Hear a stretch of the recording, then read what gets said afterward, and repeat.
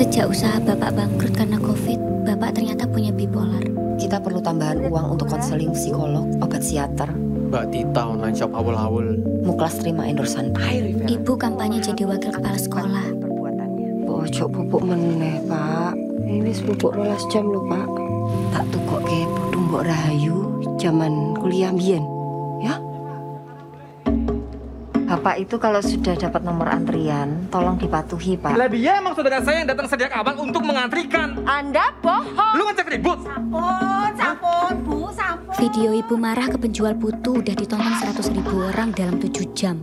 Wes metu video remix, meme karo parodi. Ibu itu negur orang yang nyerobot antrian. Tapi wong-wong ngira mama misuhi bakule kuwi. Banyak yang minta ibu diberhentikan dari guru BK. Bu berani sendiri aja bisa boleh. Kalau aku dituduh yang salah, ya aku bilang sebenarnya. Bapak-bapak dengan kaos bergambar elang tersebut menitipkan pesanannya. Kok malah upload video klarifikasi sih? Mama ki ono sing ngarep nuntut pencemaran nama baik.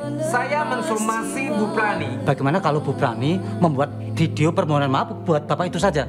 Saya mohon ini jangan sampai ke jalur hukum ya. Nanti nama sekolah dibawa-bawa, nanti ada infotainment, ada berita ini itu. Kenapa kalian bikin opini yang nyerang ibuku kayak gitu? Jangan budayakan bentak-bentak.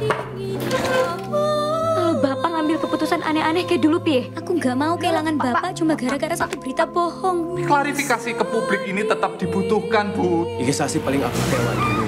Apa nih ngolio? Iki mingsak notifikasi, Ma. Ibu itu salah apa? Ibu kudu minta maaf apa? Salah apa bener ki ming perkara sapa sing luwih akeh ngomong? Aku pikir awakmu dewek. Pengen urip biasa-biasa meneh. Apakah cuma karena video 20 detik, 20 tahun pengabdian ibu jadi guru akan hancur?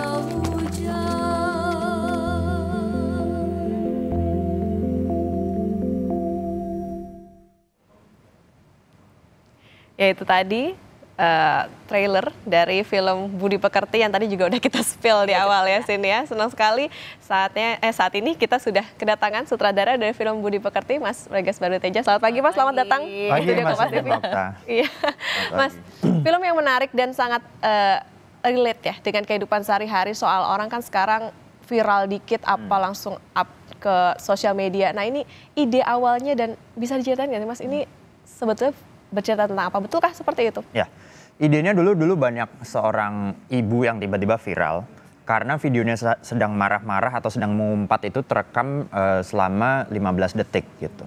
Setelah itu video mereka itu berubah jadi meme, jadi parodi, jadi banyak bullying di internet gitu ya. Dan netizen itu menuntut mereka untuk melakukan permintaan maaf karena sikapnya itu dianggap tidak mencerminkan budi pekerti begitu. Tapi setelah itu kehidupan ibu itu berputar 180 derajat gitu. Banyak yang nggak nyaman tinggal di rumahnya, banyak yang dari tempat bekerjanya itu juga jadi dibully gitu ya. Jadi inspirasi itulah yang membuat saya membuat cerita tentang seorang guru BK yang tiba-tiba viral hanya gara-gara menegur seorang penyerobot antrian di pasar begitu. Dan seluruh karir dan kehidupannya terancam hilang gara-gara di framing oleh netizen. Oke. Mas, tapi kan ini juga menarik ya kalau kita lihat promonya di Instagram tuh banyak yang diposting ulang. Salah satunya misalnya Prilly, gimana caranya dia sampai dapat momen yang pas banget. Nah ini gimana sih Mas? Apakah ada kesulitan ngedirect dan juga gimana caranya para aktor dan juga aktris itu sampai akhirnya bisa mendalami perannya gitu?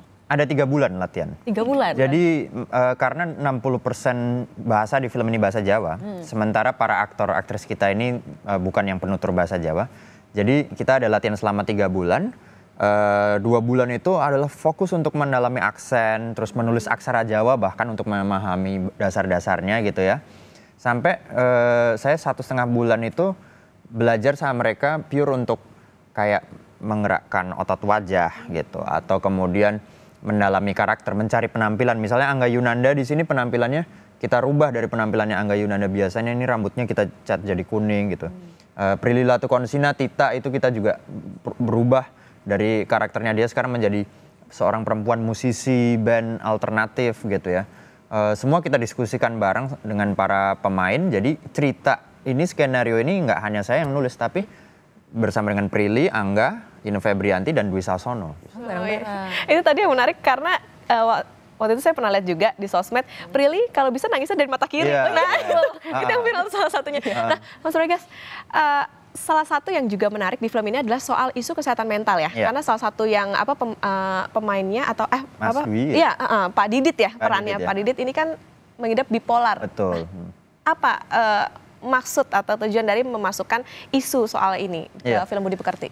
Semenjak COVID itu kemarin ketika orang di rumah gitu ya, ada yang kehilangan pekerjaan, terus ada yang mungkin justru karena di rumah terus spektrum kesehatan mental yang mungkin dulu tidak pernah terungkap karena tidak pernah dikonsultasikan ini mulai banyak yang terungkap gitu. Jadi ini saya pengen bawa dan ada karakter di sini seorang bapak yang berganti-ganti kerjaan terus, berganti-ganti usaha, akhirnya justru malah kini nggak bekerja apa-apa dan menjalani konseling bersama psikolog dan psikiater dan membuat Bu Prani sebagai ibu di sini ya harus menanggung seluruh beban ekonomi keluarga gitu. Jadi ini adalah juga untuk sebagai cerita bahwa ya kesehatan mental pun sesuatu yang penting untuk kita concernkan di kehidupan kita. Oke, Mas kan ini juga pemilihannya di Jogja ya. Ini juga sebagai kampung halaman Mas Rega, betul ya? Betul, nah, betul. Pemilihan lokasinya kenapa sih di Jogja dan terus juga ada kendala lain nggak sih selain tadi ya belajar aksara Jawa, bahasa dan lain-lain? Ada apa tantangannya lagi? Iya, memang kenapa Jogja? Karena salah satu sumber inspirasi cerita ini bersumber di Jogja juga. Jadi tentang tadi kan ada antrian kue putu yang sedang viral gitu ya. Terus di tempat viral itu banyak orang yang berkelahi karena saling pengen duluan mendapatkan si kue putu. Nah di Jogja ini sebetulnya ada bukan kue putu tapi sejenis jajan pasar seperti itu yang juga beberapa tahun belakangan viral. Banyak orang yang ngantri dan terjadi banyak konflik di situ karena setelah antrian kesekian itu stok jajan pasarnya udah habis gitu. Makanya saya pilih Jogja karena memang menjadi sumber inspirasinya. Oke, ini juga menarik soal film ini kan juga udah keliling di Toronto. Nah, bisa diceritain nggak Mas nih kemarin pengalamannya? September kemarin kita berangkat ke Toronto semua pemain dan produser gitu ya. Jadi Toronto International Film Festival itu adalah suatu kompetisi film internasional, salah satu yang terbesar juga dan kita terseleksi di sana. Jadi saya yang cukup kaget adalah film kita di sana ditayangkan 4 kali. Dan respon semua penonton bagus. Saya awalnya agak deg-degan, apakah penonton dari barat gitu ya bisa relate dengan kisah yang sangat Indonesia, apalagi settingnya Jogja sangat spesifik. Ternyata mereka relate gitu, ternyata keviralan dan bullying di media sosial itu nggak cuma terjadi di Indonesia, tapi di seluruh dunia. Jadi mereka merasa kayak ini dekat banget sama realita kita sehari-hari. Dan yang paling menarik adalah banyak yang datang ke kita dan bilang bahwa ini membuat saya terharu karena orang tua saya juga seorang guru dan orang tua saya juga sering diprotes orang tua murid karena memberi hukuman yang tanda kutip dibilang nggak layak begitu. Jadi, cerita ini cukup universal ya ternyata gitu. Oke, Mas kan tadi juga dibilang kalau ternyata ini nggak cuma dirasain di Indonesia, yang relate banyak banget juga di luar negeri. Nah, tapi apa yang ingin Mas Rega sampaikan sih lewat film ini atau apa harapannya yang bisa dirasakan oleh masyarakat yang nonton? Ya, saya merasa kebanyakan netizen sekarang itu berperilaku dengan instinktif dan reaktif gitu. Sementara judul film ini Budi Pekerti. Budi itu artinya kesadaran, pekerti itu artinya perilaku. Jadi perilaku yang disertai kesadaran. Setiap kali kita mau melakukan sesuatu, kita olah dulu di kepala kita. Nah, ini tidak terjadi kepada mayoritas netizen menurut saya sekarang gitu, reaktif. Jadi melihat sesuatu yang di headline ada kontroversial sedikit langsung di-share gitu. Atau melihat ada sesuatu yang buruk sedikit langsung di-komen, dihujat gitu. Tanpa mencoba menelaah lebih jauh apa yang ada di baliknya gitu. Seperti ketika ada frame vertikal begini, 15 detik seorang ibu yang mengumpat gitu. Kita langsung mengejudge, ibu ini nggak punya tata krama, tapi kita nggak pernah melihat dari balik frame ini gitu. Bahwa mungkin di rumah ibu ini sedang ada masalah gitu. Atau di rumah ibu ini sedang banyak hutang. Atau sedang ada konflik dengan tetangganya gitu. Sehingga dia emosional. Nah, perilaku seperti ini tidak pernah dicoba oleh para netizen untuk coba tahu kehidupan seseorang dan berempati. Dan jangan langsung mengejudge gitu. Oke, nah tentunya selain diharapkan penontonnya banyak ya, pasti ada harapan lainnya juga Mas Regas dalam pemutaran film Budi Pekerti. Apa Mas Regas? Tentu saja harapannya adalah agar penonton mulai berempati ya. Jadi setiap sekali sebelum melihat media sosial atau melihat suatu berita, memastikan kebenarannya, cobalah tarik nafas bentar gitu.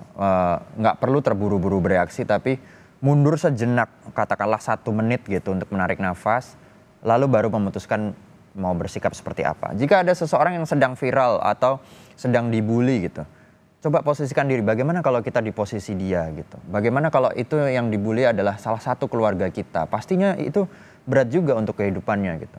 Dan cobalah menyelami, mengerti kenapa kok dia bisa dalam posisi seperti itu. Misalnya dia sedang terekam, sedang mengumpat atau sedang marah di ruang umum gitu. Itu kan sesuatu yang mungkin bisa terjadi di setiap manusia karena kita punya permasalahannya masing-masing gitu. Kita punya kesepiannya masing-masing di rumah gitu. Jadi empatilah yang saya rasa saya harapkan untuk dimiliki para penonton untuk diterapkan sekarang dalam kehidupannya sehari-hari. Menarik ya, semua orang punya kesepian yang masing-masing, jadi kita harus berempati. Dan ini baru tayang kemarin ya, lusa ya, 2 November 2020. Jadi ini hari ketiga tayang, weekend, dan masih ada di bioskop. Masih ada di bioskop. Udah berapa Mas? Udah dihitung belum nih? Belum, nah ini saya baru nunggu update-nya dari bioskop. Saya kayak meledak banget karena viral ya di mana-mana yang tadi yang soal Prilly nangisnya kalau bisa dari mata kiri. Oke, berarti ini juga bisa jadi inspirasi kalau pemirsa Kompas TV, weekend bingung mau kemana, nonton Budi Pekerti kali ya kita juga di sini. Oke deh, terima kasih banyak Mas Rega, semoga sukses terus filmnya dan semoga makin membludak. Amin.